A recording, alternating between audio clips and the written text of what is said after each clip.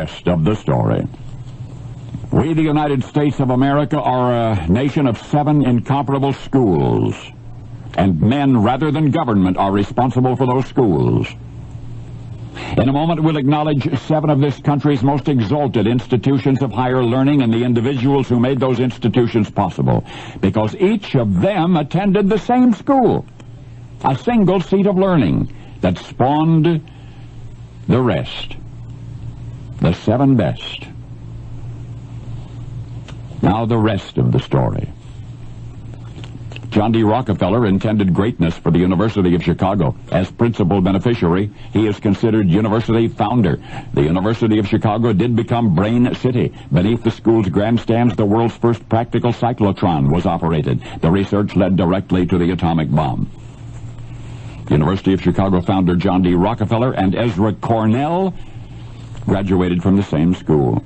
Cornell's been described as an American Renaissance man, an agriculturist, an inventor, an engineer. Cornell University follows in his splendid tradition. He, Ezra Cornell, and Johns Hopkins graduated from the same school.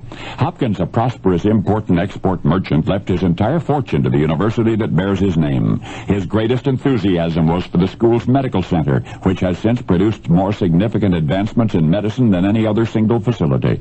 Johns Hopkins and Augustus Juilliard graduated from the same school. Augustus was a textile merchant, and as one might imagine, a passionate lover of music. Juilliard's School of Music, Van Cliburn's alma mater, has bequeathed to the world as much greatness in musical performance as any other. And the man who made it possible, Augustus Juilliard, and Benjamin Franklin, graduated from the same school. Franklin was founder of the University of Pennsylvania. That institution has since expanded to include several renowned colleges and schools. Centers of human and veterinary medicine, as well as the Wharton School of Business, are fragments of this educational giant. Ben Franklin, the man with whom it all began, and Leland Stanford graduated from the same school.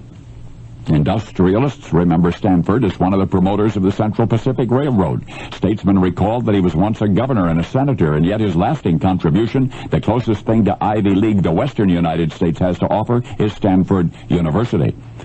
Leland Stanford and Eli Yale graduated from the same school. Yale University has produced more United States Supreme Court justices than any other institution.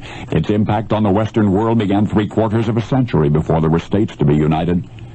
And Eli Yale, the man initially responsible for almost 300 years of outstanding education, was himself a graduate of that most remarkable university of all, the same seat of learning which counts among its graduates John D. Rockefeller and Ezra Cornell and Johns Hopkins and Augustus Juilliard and Ben Franklin and Leland Stanford. For these men, our American educators, attended that school so that others would not have to.